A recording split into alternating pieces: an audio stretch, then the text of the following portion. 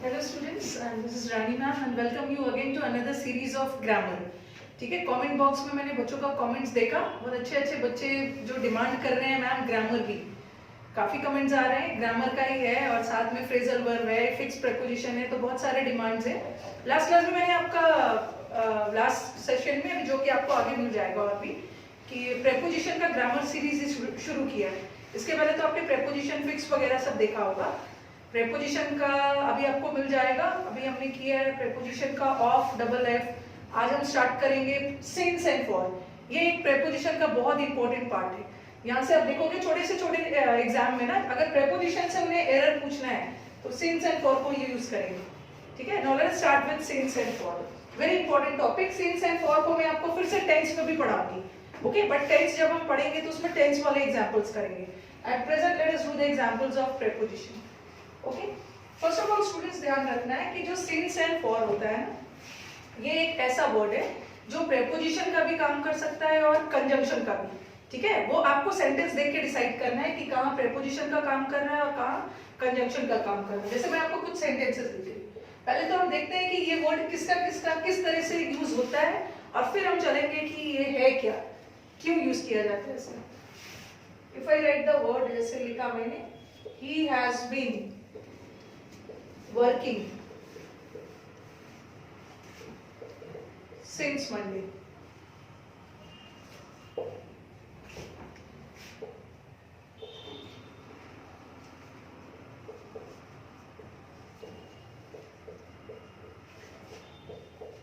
Two years have passed since I met him.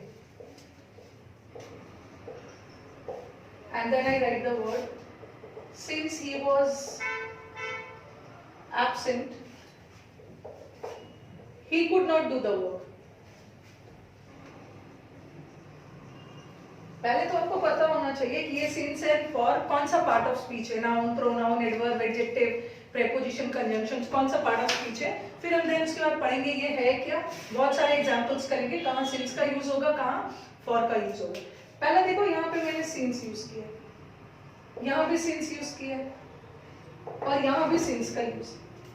ठीक है, he has been working here since Monday, वो यहाँ Monday से काम कर रहा है, तो यहाँ का सिंस किसका काम कर रहा है, प्रेपोजिशन। ओके, याद रखना है ना कि जहाँ का सिंस टाइम बताए, जहाँ since and for time denote करने के लिए यूज हो रहा है, वहां का सिंस एंड फॉर हमेशा प्रेपोजिशन हो। नेक्स्ट वाला सेंटेंस आ जाओ। 2 years have passed since I met him, 2 साल बीत गए जब मैं उससे मिला था, उससे मिले मुझे 2 साल हो गए, 2 साल बीत गए। अब यहाँ पे देखो, यहाँ का सिंस जो है ना, ये कंजंक्शन का काम कर रहा है। किस लिए कंजंक्शन का काम कर रहा है, ये दो क्लॉज को जोड़ रहा है। देखो 2 years है, ये एक क्लॉज है। ठीक है, ये years तो हमारे सेंटेंस का सब्जेक्ट हो गया।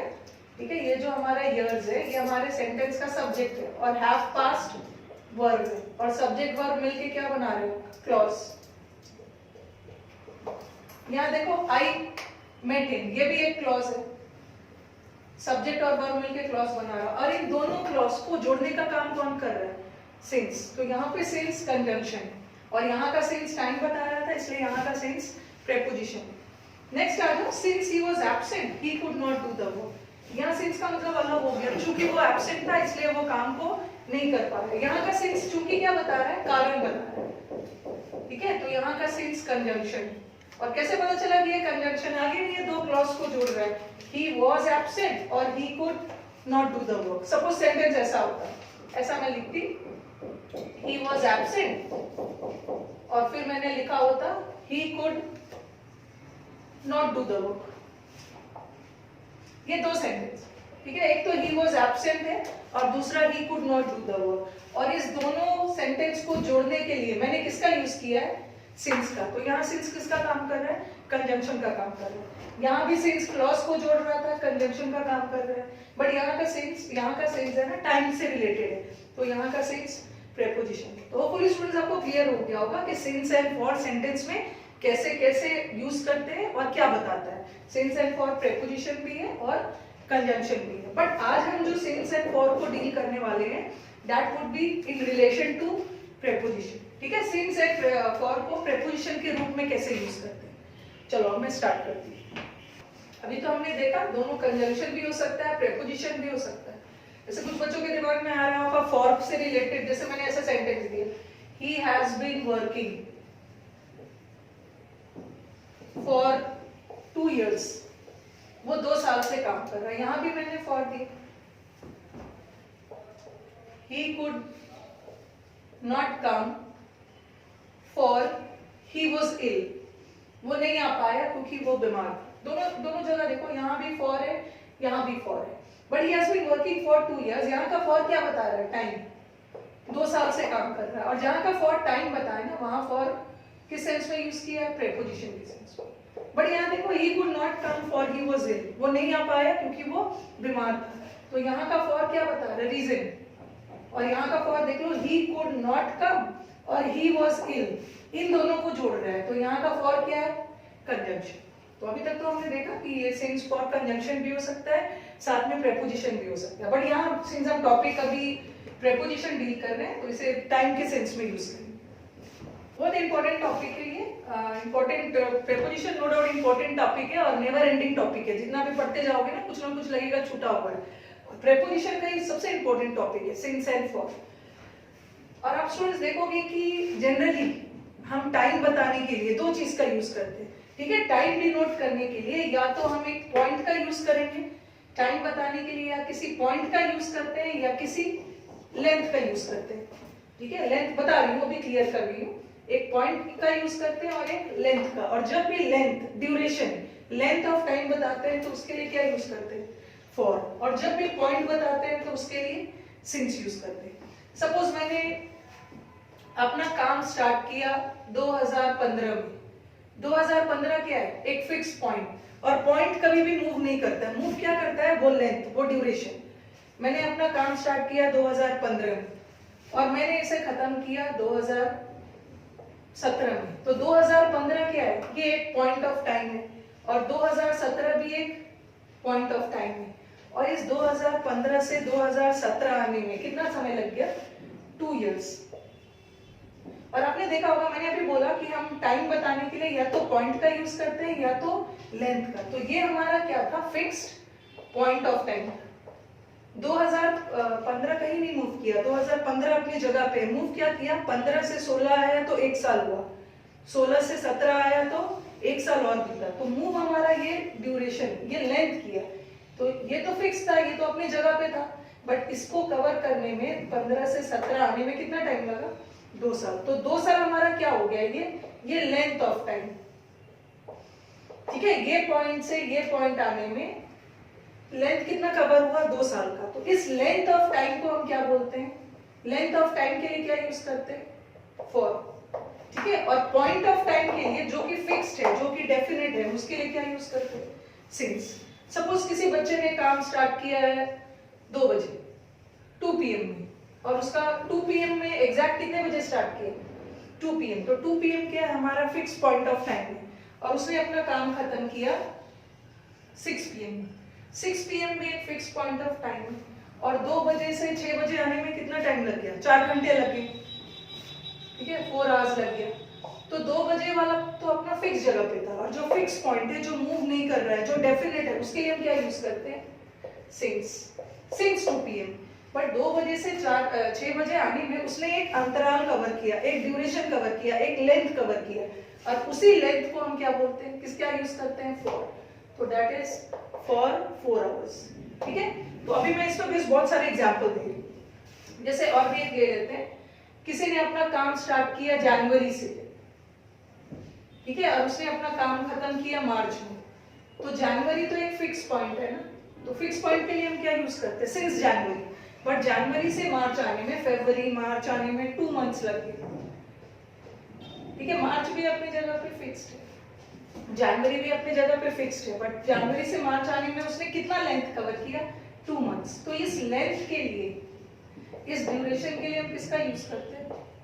दैट इज फॉर, ठीक है? तो let me give you many examples, क्योंकि ऐसे कॉन्सेप्ट समझ में नहीं आएगा। जितना ज्यादा एग्जांपल्स दूंगी ना, तो concept will be more clear. Okay, let me write down some examples. वैसे तो इंग्लिश में कोई ट्रिक नहीं होता है, बट एक छोटा सा एक ट्रिक और भी मैं बताऊंगी सिंस एंड फॉर को कैसे पहचानना है। बट ये भी याद रखना, English is not a thing to be taught in tricks. Okay, but कहीं कहीं पे थोड़ा थोड़ा आप ट्रिक्स लगा सकते हो, बताऊंगी कैसे। जैसे सिंस हमारा क्या बताता है, सिंस डिनोट्स डेफिनेट और the exact point of time. Okay, since याद रखना है, सिंस क्या होता है, एक पॉइंट ऑफ टाइम, सिंपली एक पॉइंट जो कि मूव नहीं करता है, जो अपनी जगह पे फिक्स्ड है। और जो हमारा फॉर है ये क्या डिनोट करता है, लेंथ ऑफ टाइम। ठीक है, लेंथ ऑफ टाइम का मतलब है अंतराल, ड्यूरेशन। पहले मैं आपको धीरे धीरे छोटे छोटे एग्जांपल्स दे रही हूँ, फिर धीरे धीरे हम एग्जांपल्स और भी बढ़ाते जाएंगे। इसे लिखा मैंने,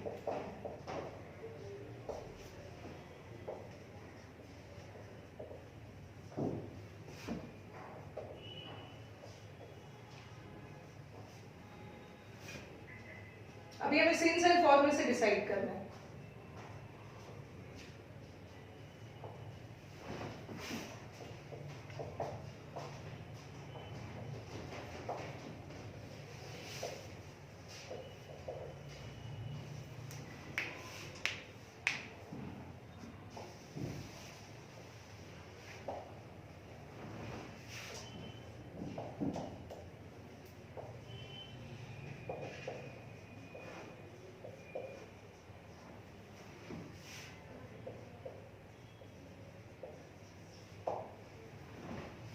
जितने ज्यादा आप एग्जांपल्स करोगे उतना ज्यादा आपका कॉन्सेप्ट क्लियर होगा। Since and for a month,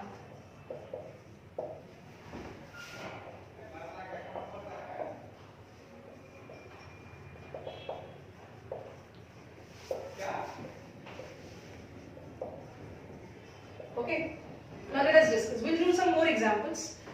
He has been working dash 2 pm, ये 2 pm और ये 2 आवर्स है। इसकी हिंदी क्या है, वो 2 बजे से काम कर रहा है। एग्जैक्टली पता चल रहा है कितने बजे से, 2 बजे से, एकदम 2 बजे से उसने काम स्टार्ट किया। तो 2 बजे क्या है, एक डेफिनेट, एक एग्जैक्ट पॉइंट ऑफ टाइम, और एग्जैक्ट पॉइंट ऑफ टाइम के लिए हम क्या यूज करते हैं, since.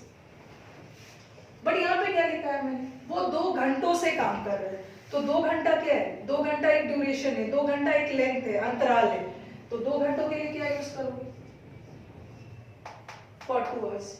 Again he has been ill, वो जनवरी से बीमार है। हमें पक्का मंथ पता चल रहा है कब से, जनवरी से। और जनवरी is a fix point, January move नहीं कर रहा, वो अपनी जगह पे फिक्स है।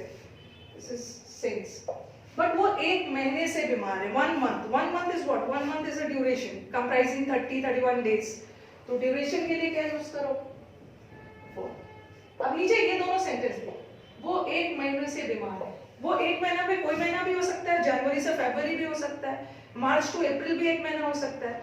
बट यहाँ तो इसने निश्चित किया ना कि वो पिछले 1 महीने से बीमार है, लास्ट मंथ। लास्ट मंथ मतलब बीता हुआ मंथ। जैसे अभी हम दिसंबर में हैं, तो मैं लास्ट मंथ की बात करूंगी तो that will be November.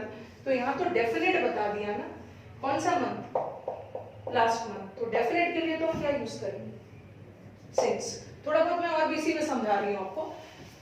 Since and for में वैसे तो कोई ट्रिक नहीं है, बट यू कैन यूज। जब फिर यहाँ तो पता चला ना कि वो डेफिनेट कब से काम कर रहे हैं, वो डेफिनेट 2 बजे से काम कर रहे हैं। तो 2 बजे तो निश्चित पता चल रहा है, सिंस है।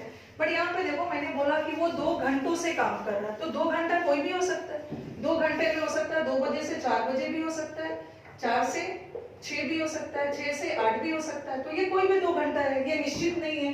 तो इसके लिए हम क्या यूज करेंगे, फॉर। यहाँ अगेन देखो, वो जनवरी से बीमार है। यहाँ तो हमें निश्चित पता चल गया ना, कौन से मंथ से, जनवरी से। और निश्चित के लिए क्या यूज करेंगे, सिंस। बट वो 1 महीने से बीमार है। 1 महीने से बीमार है तो वो हो सकता है 1 महीना, मार्च टू अप्रैल भी 1 महीना हो सकता है, June to July is also 1 month, August to September भी 1 मंथ है। तो ये कोई भी 1 मंथ हो सकता है। और कोई भी 1 मंथ तो निश्चित ना हो तो क्या लगाओ, फॉर। लेकिन यहाँ पे देखो, यहाँ तो कोई भी मंथ हो सकता है, बट यहाँ तो मैंने बता दिया ना कौन सा मंथ, बीता हुआ मंथ, लास्ट मंथ। उसके लिए तो सिंस लगा। अभी मैं और भी बहुत सारे एग्जांपल्स दे रही हूँ जिससे आपका कॉन्सेप्ट क्लियर हो जाए। अब इस पे प्लीज बहुत सारे सेंटेंसेस करते हैं, ठीक है। I have been working here, और थोड़ा बहुत मैंने आपको थोड़ा सा ट्रिक्स बता दिया था। जब निश्चित पता चले तो सिंस लगा दोगे। जैसे 2 घंटे, कोई भी 2 घंटा हो सकता है, 2 मंथ्स, कोई भी 2 मंथ हो सकता है, वहां पे फॉर लगाओ। He has, I have been working here, मैं यहाँ 2016 से काम कर रही हूँ। और 2016 क्या है, 2016 is a definite point of view, और डेफिनेट के साथ क्या लगा, दैट इज 6, ठीक है। 2000 फिक्स पॉइंट है, मूव नहीं करना है। मैं यहाँ 1 साल से काम कर रही हूँ, what is 1 year, 1 year is a duration, ठीक है। 1 ईयर इज अ ड्यूरेशन, और duration means length of time, और लेंथ ऑफ टाइम के लिए क्या लगाते हैं, फॉर। और ये कोई भी 1 ईयर हो सकता है, निश्चित नहीं पता चल रहा, 2016 से 17 भी हो सकता है, 17 से 18 भी हो सकता है, कोई सा भी 1 साल हो सकता है, और जब निश्चित ना पता चले तो फॉर लगाओ। नेक्स्ट अगेन थर्ड सेंटेंस पे आ जाओ, I have been working here since and for last year. यहाँ तो कोई भी एक ईयर है, बट यहाँ तो पता चल जा रहा है ना कौन सा ईयर, लास्ट ईयर, बीता हुआ साल, निश्चित ईयर का पता चल रहा है, इसलिए क्या लगाओ, सिंस का यूज। वो यहाँ सेवरल इयर्स मतलब काफी सालों से काम कर रहा है। सेवरल इयर्स में कोई सा भी काफी साल हो सकता है, और काफी साल एक निश्चित पॉइंट ऑफ टाइम नहीं है, दैट इज अ ड्यूरेशन। और ड्यूरेशन के लिए क्या यूज करोगे, दैट इज फॉर। आगे वो यहाँ वो he has been playing cricket since and for childhood, वो बचपन से क्रिकेट खेल रहा है। और अब बच्चों के दिमाग में आएगा ना कि चाइल्डहुड तो एक लंबा ड्यूरेशन है, और लंबे ड्यूरेशन के लिए हम तो फॉर लगाएंगे, बट आंसर क्या होगा, since, because childhood is a particular point in your life. Point in the sense, childhood आपके लाइफ का एक पर्टिकुलर स्टेज है। जैसे आप जब आपका जन्म होता है, पहले आप इन्फेंट होते हो, ठीक है। इन्फेंट के बाद जब चलने फिरने लगते हो तो टॉडलर बनते हो, उसके बाद आपका एडोलसेंस आता है, एडोलसेंस के बाद आप टीनेज में आते हो, टीनेज के बाद एडल्टहुड में आते हो। तो ये सब क्या है, ये सब आपके लाइफ का एक एक स्टेज है, एक एक पॉइंट है। तो उसके लिए आप क्या यूज करोगे, एक एक पॉइंट, फिक्स पॉइंट के लिए 6। इसलिए कंफ्यूज नहीं होगा, मेरी स्टूडेंट्स को लगेगा ना कि चाइल्डहुड तो एक लंबा ड्यूरेशन है और चाइल्डहुड के लिए फॉर लगाएंगे, ठीक है। चाइल्डहुड आपका लंबा समय है, but that is a particular stage in your life, और पर्टिकुलर स्टेज के लिए क्या लगाओ, 6। 6 वाले क्वेश्चन पे आ जाओ। दिस कस्टम, ये जो प्रथा है 16th सेंचुरी, प्रेवलेंस का मतलब क्या है, प्रचलन। ये प्रथा जो है ये 6th सेंचुरी से प्रचलन में है, ठीक है। और 6th सेंचुरी तो हमें पता चल रहा है, निश्चित टाइम बता रहा है, कौन सा century, that is 6th century, और उसके लिए सिंस लगाओ। फिर मैं बोलूंगी ये प्रथा सेंचुरी, सदियों से चला आ रहा है, कोई भी सेंचुरीज हो सकते हैं, ओके। काफी ये तो ड्यूरेशन। एंशिएंट टाइम्स, ये जो प्रथा है, एंशिएंट टाइम्स मतलब प्राचीन काल, ये प्रथा प्राचीन काल से चली आ रही है। तो आपको लगेगा कि प्राचीन काल तो बहुत लंबा ड्यूरेशन।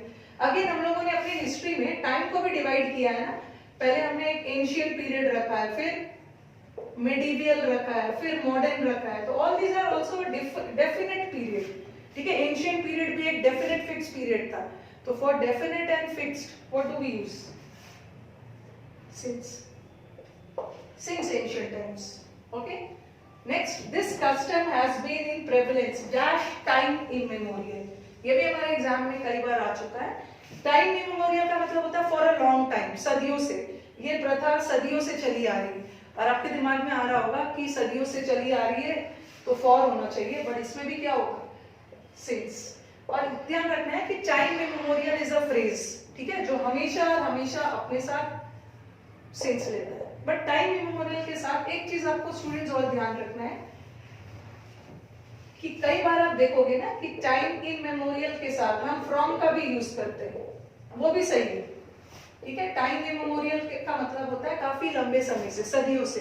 तो टाइम इन मेमोरियल के साथ सिंस भी यूज कर सकते हो, फ्रॉम भी यूज कर सकते हो, both of them are correct. You can use from time in memorial also और सिंस भी, बट फॉर का यूज कभी भी नहीं, ठीक है। तो होपफुली आज हमने बहुत सारे एग्जांपल्स किए हैं, तो होपफुली आपको क्लियर हो गया होगा कि सिंस एंड फॉर का यूज कैसे कैसे करते हैं, ठीक है। और नेक्स्ट सीरीज में हम और भी ग्रामर पोर्शन करेंगे।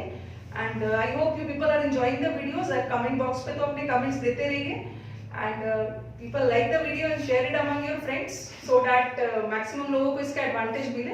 And do subscribe the videos ताकि आपको अपडेट्स वगैरह मिलते रहे। ओके, चलो, थैंक यू।